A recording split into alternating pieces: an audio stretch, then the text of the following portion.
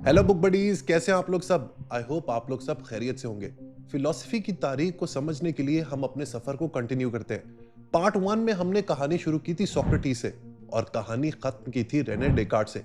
अगर आपने पार्ट 1 नहीं देखा तो पार्ट 1 जरूर देखें। आज फिलॉसफी की कहानी का आगाज हम लोग करेंगे पास्कल से। रेने डेकार्ट का कहना था कि ह्यूमन रीजन हमें सर्टेनिटी तक ले जा सकती है, लेकिन पास्कल इस बात से अग्री नहीं करता था। उसका कहना था कि जिंदगी के जो इंपॉर्टेंट तरीन सवाल हैं उनका जवाब लॉजिक से नहीं मिलता, स्पेशली गॉड के मामले में। पास्कल के नजदीक इंसान एक अजीब क्रिएचर है। हम यूनिवर्स के मुकाबले में बहुत छोटे हैं, लेकिन फिर भी हम अपनी छोटी सी पोजीशन को समझ सकते हैं। इसीलिए उसने कहा था इंसान एक थिंकिंग रीड है, यानी इंसान कमजोर जरूर है लेकिन अपनी सोच की वजह से स्पेशल भी है। पास्कल का मानना था कि इंसान का सबसे बड़ा प्रॉब्लम यह है कि वो अपने आप से भागता रहता है। हम लोग जिंदगी में ट्रिवियल और छोटी मोटी चीजों में फंस के रह जाते हैं ताकि जिंदगी, मौत और गॉड जैसे बड़े सवालों का हमें सामना न करना पड़े। इसी कॉन्टेक्स्ट में पास्कल ने अपना फेमस आइडिया दिया जिसे पास्कल्स वेजर कहते हैं। ये एक यूनिक आइडिया है जो ये कहता है कि खुदा के बारे में अगर तुम श्योर नहीं हो तो भी तुम्हें एक साइड चूज करनी होगी। अगर तुम गॉड पर बिलीव करते हो और गॉड वाकई एग्जिस्ट करता है तो तुम सब कुछ जीत सकते हो, और अगर गॉड एग्जिस्ट नहीं करता तो तुम्हारा नुकसान बहुत छोटा है। लेकिन अगर तुम खुदा पर बिलीव नहीं करते और खुदा वाकई में एग्जिस्ट करता हुआ तो तुम सब कुछ हार सकते हो। बेसिकली इस बात से पास्कल समझाना ये चाह रहा है कि खुदा के ऊपर ईमान रखना, बिलीफ रखना ही सेफ बेट है। ये प्रूफ नहीं था बल्कि एक प्रैक्टिकल आर्गुमेंट था। उसका मानना था कि रिजल्ट के कॉन्सिक्वेंसेस को सामने रखते हुए स्मार्ट चॉइस यही है कि इंसान गॉड के साथ जिंदगी गुजारे। लेकिन पास्कल का आइडिया सिर्फ वेजर तक लिमिटेड नहीं था। उसका मानना था कि हर चीज को आप रीजन से नहीं समझ सकते, कुछ चीजें आप अपने दिल और फेथ से भी समझते हैं। यही वजह है कि उसने ये बात कही, the heart has its reasons which reason knows nothing of। यानी दिल की अपनी ही रीजंस होती हैं जिन्हें सिर्फ दिमाग से समझना मुश्किल होता है। ये तो थी दोस्तों पास्कल की फिलॉसफी। अब हम ऐसे फिलोसोफर की बात करते हैं जिसके बारे में मैं जब भी पढ़ता हूँ सोचता हूँ मेरे पैरों के नीचे से जमीन निकल जाती है। He is one of my favourite philosophers of all time. No points for guessing दोस्तों, मैं बात कर रहा हूं the great, the genius Baruch Spinoza की। स्पिनोजा का सबसे पावरफुल आइडिया उसका कॉन्सेप्ट ऑफ गॉड था। अक्सर रिलीजन्स गॉड को दुनिया से बाहर कहीं ऊपर एक सेपरेट बीइंग की तरह देखते हैं, लेकिन स्पिनोजा ने कहा गॉड दुनिया से बाहर नहीं है, गॉड ही नेचर है और नेचर ही गॉड है।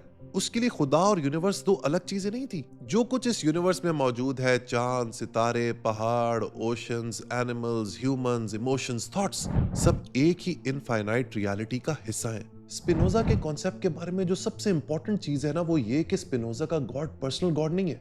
ये कोई ऐसा गॉड नहीं है जो इंसानों से नाराज हो जाए या गुस्सा हो जाए या फिर उनको रिवॉर्ड करे या फिर उनकी दुआओं का जवाब दे। स्पिनोजा के नजदीक ये सब ह्यूमन क्वालिटीज हैं जो हम गॉड के ऊपर प्रोजेक्ट कर देते हैं। उसका गॉड पूरी रियलिटी का स्ट्रक्चर है, यूनिवर्स का ऑर्डर, नेचर के लॉज, कॉज एंड इफेक्ट का सिस्टम, यही खुदा है। इसीलिए स्पिनोजा के गॉड को समझना रिलीजन से ज्यादा रियलिटी को समझना है। यही वजह है कि स्पिनोजा's आइडिया ऑफ गॉड काफी कंट्रोवर्शियल हो गया। लोगों ने अपनी कम अकली की वजह से कहना शुरू कर दिया कि भाई ये एथिज्म है, लेकिन स्पिनोजा एक एथिस्ट नहीं था। वो कहता था कि ये जो पर्सनल गॉड का आइडिया है ना, ये फ्यूटाइल है। खुदा को अगर सही तरीके से समझना है तो आप उसको यूनिवर्सल लॉज में देखो, आप उसे मैथमेटिकल लॉज में देखो, आप उसको कायनात की हार्मनी और ऑर्डर के अंदर देखो। और अगर सही मानों में आपने खुदा को तलाश करना है तो वो किसी मंदिर, मस्जिद, गुरुद्वारे या चर्च में नहीं, खुदा मिलेगा मैथमेटिकल लॉज और यूनिवर्सल ऑर्डर में। क्योंकि स्पिनोजा को कायनात के हर फिनोमेना में खुदा नजर आता है, लिहाजा उसके बारे में कहा जाता था that he was a God intoxicated philosopher, यानी कि ये वो फलसफी है जो खुदा के नशे में धुत है। स्पिनोजा का दूसरा इंपॉर्टेंट आइडिया था फ्री विल के हवाले से। उसका मानना था कि हम समझते हैं कि हम फ्री चॉइसेस कर रहे हैं, लेकिन असल में हमारे एक्शंस भी कॉजेस का रिजल्ट होते हैं। जैसे अगर किसी पत्थर को ऊपर से फेंका जाए और अगर वो पत्थर कॉन्शियस हो तो शायद वो समझता हो कि वो खुद उड़ रहा है, लेकिन असल में उसे किसी ने फेंका है और ग्रेविटी उस पर काम कर रही है, जिसकी वजह से वो नीचे जा रहा है। इसी तरह हम अपने डिजायर्स, अपब्रिंगिंग और सर्कमस्टांसेस के इन्फ्लुएंस के अंदर अपने डिसीजंस लेते हैं, लेकिन चूंकि हम उन कॉजेस को कॉन्शियसली नहीं जानते, इसीलिए हमें महसूस होता है कि हमारे पास फ्रीडम है।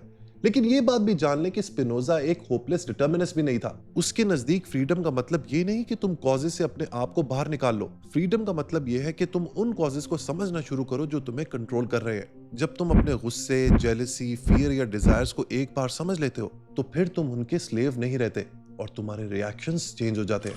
स्पिनोजा की फिलॉसफी का कोर मैसेज ये है कि रियलिटी से लड़ना बंद करो, उसे सही मानों में अंडरस्टैंड करो, क्योंकि once you understand reality, only then you will get inner peace।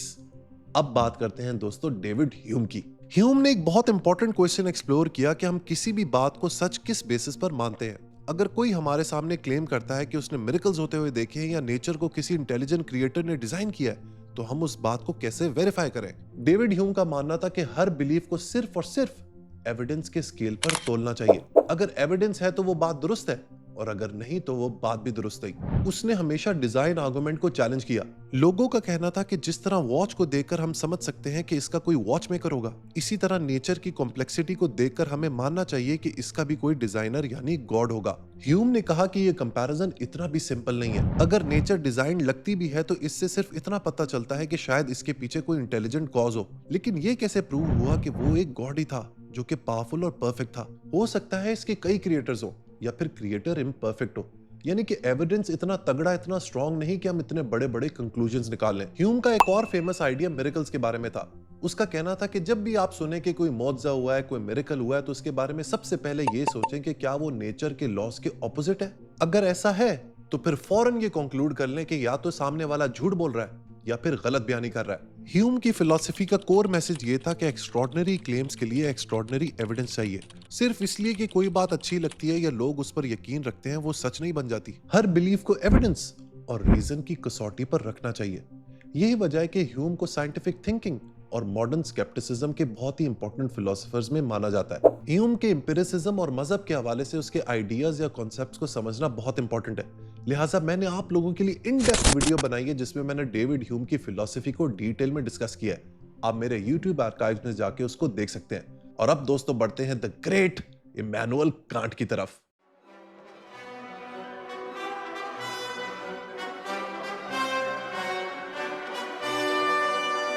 Can't ने दोस्तों फिलॉसफी को अपसाइड डाउन चेंज कर दिया।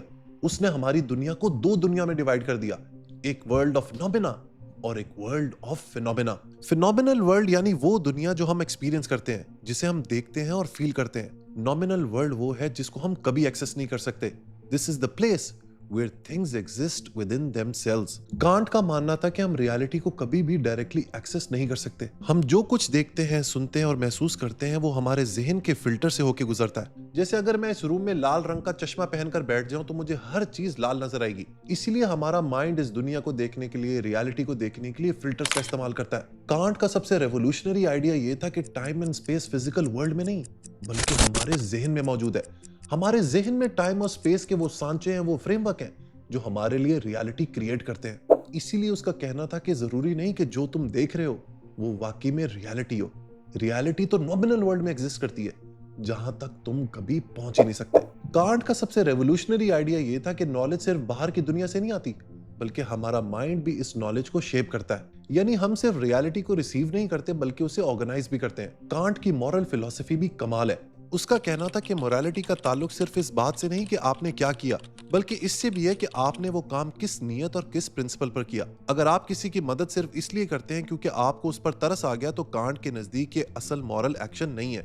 असल मोरालिटी तब होती है जब आप किसी की मदद इसलिए करें क्योंकि आप समझते हैं कि ये आपकी रिस्पॉन्सिबिलिटी है और हर इंसान को ऐसी सिचुएशन में यही करना चाहिए। कांट का मानना था कि मोरालिटी इमोशन से नहीं बल्कि रीजन से आती है। कांट के ट्रांसेंडेंटल आइडियलिज्म के ऊपर, मॉरल फ्रेमवर्क के ऊपर भी मैंने बहुत डिटेल में वीडियोस बनाई हुई हैं, वो भी आप मेरे आर्काइव्स में जाके जरूर देखिएगा। अब दोस्तों हम लोग आगे बढ़ते हैं विल्हम फ्रीडरिक हेगल की तरफ। उसने भी एक यूनिक सवाल को एक्सप्लोर किया। सवाल ये था कि क्या हिस्ट्री सिर्फ रैंडम इवेंट्स का नाम है या इसके पीछे कोई पैटर्न और डायरेक्शन भी है। हेगल का मानना था कि हिस्ट्री रैंडम नहीं है। उसके नजदीक इंसानी तारीख एक सफर है जो आहिस्ता आहिस्ता फ्रीडम, अंडरस्टैंडिंग और सेल्फ अवेयरनेस की तरफ बढ़ रहा है। हर दौर के लोग अपने जमाने की सोच के मुताबिक जीते हैं। वक्त के साथ पुराने आइडियाज चैलेंज होते हैं और नए आइडियाज पैदा होते हैं। इसी प्रोसेस के जरिए सोसाइटी आगे बढ़ती है। हेगल के सबसे फेमस आइडिया का ताल्लुक डायलेक्टिक से है। उसका कहना था कि ये सोसाइटी या सिविलाइजेशन तब आगे बढ़ती है जब दो पावरफुल आइडियाज आपस में टकराते हैं, जिसमें पहले एक आइडिया होता है जिसे कहते हैं थीसिस, फिर उसके खिलाफ दूसरा आइडिया आता है जिसको कहते हैं एंटीथीसिस। इन दोनों की तकरार से एक नया और बेहतर आइडिया पैदा होता है जिसे कहते हैं सिंथेसिस। फिर यही नया आइडिया दोबारा चैलेंज होता है और प्रोग्रेस का सिलसिला चलता रहता है। हेगल के नजदीक हिस्ट्री और आइडियाज दोनों इसी तरह इवॉल्व करते हैं। पहले लोग बादशाहों और हुक्मरानों के अंडर काम करते थे और फ्रीडम का कॉन्सेप्ट बहुत कम था। फिर आहिस्ता आहिस्ता इंसान ने अपनी आजादी, अपनी वैल्यूज और अपने राइट्स को समझना शुरू किया। हेगल समझता था कि हिस्ट्री का असल मकसद यही है कि इंसान अपनी फ्रीडम और अपनी हकीकी पोजीशन को समझे। अब दोस्तों एक ऐसे फिलोसोफर की बात करते हैं जिसने उस वक्त के सबसे इन्फ्लुएंशियल फिलोसोफर यानी कि इमैनुअल कांट की थिंकिंग को डायरेक्टली चैलेंज किया। मैं बात कर रहा हूं द ग्रेट आर्थर शोपेनहावर की। शोपेनहावर के नजदीक जिंदगी की बुनियादी रियलिटी दुख, बेचैनी और एंडलेस डिजायर्स है। उसका कहना था कि इंसान हमेशा किसी न किसी चीज की ख्वाहिश करता रहता है। जब वो चीज मिल जाती है तो कुछ देर बाद कोई नई ख्वाहिश पैदा हो जाती है। नया फोन, नई गाड़ी, नई जॉब, नया रिलेशनशिप, कुछ भी हासिल कर लो, दिल फिर भी किसी और चीज की तरफ भागना शुरू कर देता है। इसीलिए उसके नजदीक इंसानी जिंदगी एक एंडलेस साइकिल है जिसमें हम सारी उम्र अपनी डिजायर्स के पीछे भागते रहते हैं और कभी भी सेटिस्फाइड नहीं होते। शोपेनहावर का सबसे बड़ा और ब्लड कर्डलिंग आइडिया था द विल का। उसके मुताबिक पूरी कायनात के पीछे एक ब्लाइंड और बेमकसद फोर्स काम कर रही है जिसे उसने विल कहा। ये फोर्स हर जगह मौजूद है, प्लांट्स की ग्रोथ में, जानवरों के सर्वाइवल इंस्टिंक्ट में और इंसानों की डिजायर्स में। हम समझते तो ये है कि हम लोग इंडिपेंडेंटली अपनी जिंदगी के फैसले कर रहे हैं, लेकिन दरअसल शोपेनहावर के मुताबिक रियलिटी ये है कि हम भी इस ब्लाइंड विल के गुलाम हैं। रियलिटी के पीछे कोई खास प्लान, डिवाइन पर्पस या फाइनल डेस्टिनेशन नहीं है, सिर्फ ये लगातार चलने वाली एनर्जी है जो हर चीज को आगे धकेल रही है। लेकिन शोपेनहावर सिर्फ एक पेसिमिस्ट नहीं था। वो कहता था कि इस डिजायर्स के एंडलेस साइकिल में कुछ ऐसे टेम्पररी लम्हात होते हैं जिसमें हम इस चक्कर से निकल सकते हैं, और इसके अंदर आर्ट और म्यूजिक बहुत इंपॉर्टेंट रोल प्ले करती हैं। जब इंसान किसी खूबसूरत म्यूजिक, पेंटिंग या आर्ट में खो जाता है तो कुछ देर के लिए उसकी पर्सनल डिजायर्स कहीं गायब हो जाती हैं और वो रियलिटी को ज्यादा गहराई से महसूस करता है। इसीलिए शोपेनहावर म्यूजिक को तमाम आर्ट से ज्यादा इंपॉर्टेंट समझता था। उसका कहना था कि म्यूजिक हमें रियलिटी की असल नेचर की झलक दिखाता है। शोपेनहावर की मोरालिटी भी इंटरेस्टिंग है। वो कहता है कि हम लोग सब एक बुनियादी रियलिटी में जुड़े हुए हैं, इसीलिए दूसरों को दुख देना असल में खुद को दुख देने जैसा है। इस वजह से उसने कंपैशन को मोरालिटी की फाउंडेशन समझा। जितना ज्यादा इंसान समझेगा कि हम लोग सब एक ही रियलिटी से जुड़े हुए हैं, उतना ही ज्यादा वो किसी दूसरे के दुख को अपना दुख समझेगा। जहां शोपेनहावर के नजदीक ये जिंदगी दुख और एंडलेस डिजायर्स का नाम थी, वहीं हमारा जो अगला फिलोसोफर है यानी कि जॉन स्टुअर्ट मिल, वो काफी ऑप्टिमिस्टिक था।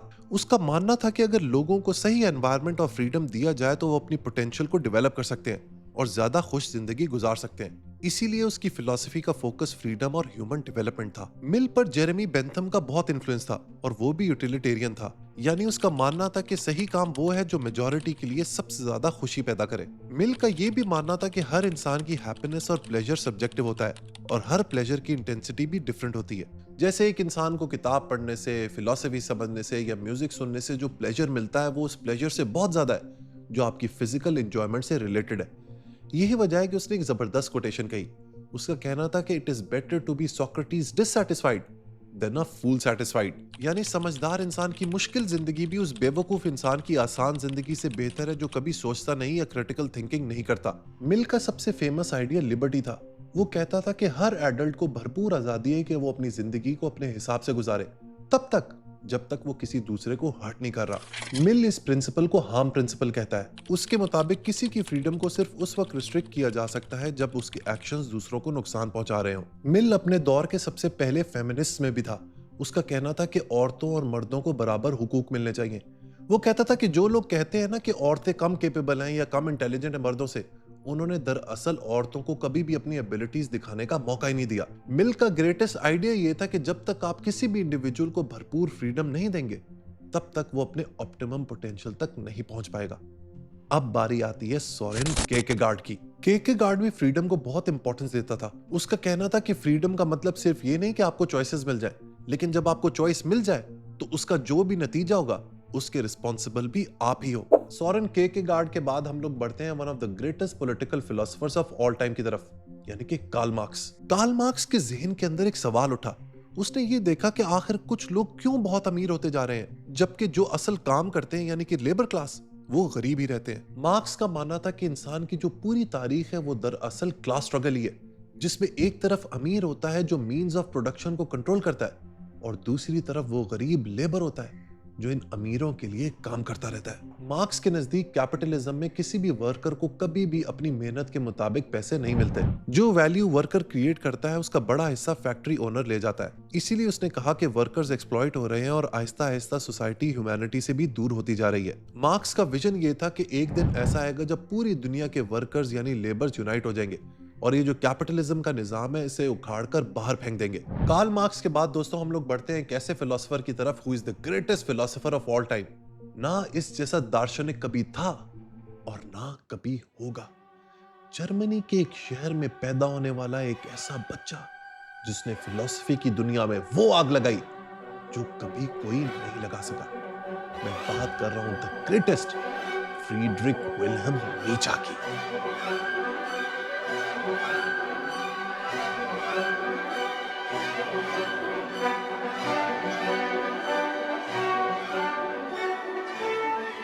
नीचा एक इंसान को, एक इंडिविजुअल को उस अजमत पे ले गया जहां पर पहले कोई फिलोसोफर नहीं लेकर गया। उसका उबरमेंस का आइडिया, विल टू पावर का आइडिया, ट्रांसवैल्यूएशन ऑफ वैल्यूज का idea, three metamorphosis of human spirit का idea, they are absolutely breathtaking, जो मैं आपको पहले दर्जनों दफा समझा चुका हूं। आप जानते हैं दोस्तों कि मुझे नीचा इतना ज्यादा क्यों पसंद है? क्योंकि वो वाहिद फिलोसोफर है जो एक इंसान की इंडिविजुअलिटी को सबसे ज्यादा वैल्यू करता है। वो कहता है कि इंसान को अपने ट्रू पोटेंशियल को इसी दुनिया के अंदर ऑप्टिमाइज करना है, अपने ट्रू पोटेंशियल तक पहुंचना है, और वो तब तक नहीं पहुंचेगा जब तक वो अपने आसपास समाज की पुरानी बोसीदा वैल्यूज को डेसिमेट नहीं करेगा। नीचा की फिलॉसफी स्ट्रगल के अंदर मीनिंग ढूंढने को कहती है। नीचा का फलसफा हमें यह सिखाता है कि किस तरीके से इंसान सब मुश्किलात और चैलेंजेस के बावजूद आगे बढ़ता रहता है। नीचा की फिलॉसफी को अक्सर लोग नाइलिज्म की तरफ लेके जाते हैं, लेकिन उसकी जो बुक है थस स्पोक ज़राथुस्त्रा, वो इंसान को उस लेवल की मोटिवेशन देती है जो और कोई किताब नहीं दे सकती। नीचा के बाद एनालिटिकल फिलॉसफी काफी परवान चढ़ी, जिसमें लॉजिक और कंसेप्चुअल एनालिसिस को ज्यादा वेट दिया जाने लगा। विटगेंस्टाइन और बर्ट्रैंड रसल इस फिलॉसफी के कमाल एक्सपोनेंट है। फिलहाल अपने फिलॉसफी के सफर को यहीं पे रोकते हैं। एक बात दोस्तों जो आपने नोटिस की होगी जरूर, वो ये कि जो सारे फिलोसोफर्स थे ये किसी न किसी सवाल को परस्यू कर रहे थे, किसी न किसी सवाल के पीछे भाग रहे थे। क्योंकि मैंने भी ये फाइनली आइडेंटिफाई किए कि जिंदगी में जवाबात से ज्यादा सवालात की अहमियत है। मेरा ये चैनल इन्हीं सवाल करने वाले इंडिविजुअल्स के लिए है, ऐसे ही लोगों के लिए है जो अपनी जिंदगी को किसी मकसद, किसी पर्पस, किसी एंकर के साथ अटैच करना चाहते हैं। याद रखें दोस्तों, an unexamined life is not worth living. अपनी जिंदगी के बारे में सोचा करें, अपने मकसद के बारे में सोचा करें, क्योंकि तभी आप एक फुलफिल्ड लाइफ गुजार के इस दुनिया से जा सकेंगे। वीडियो पसंद आई हो तो लाइक बटन जरूर प्रेस कीजिएगा। Until next time, good bye.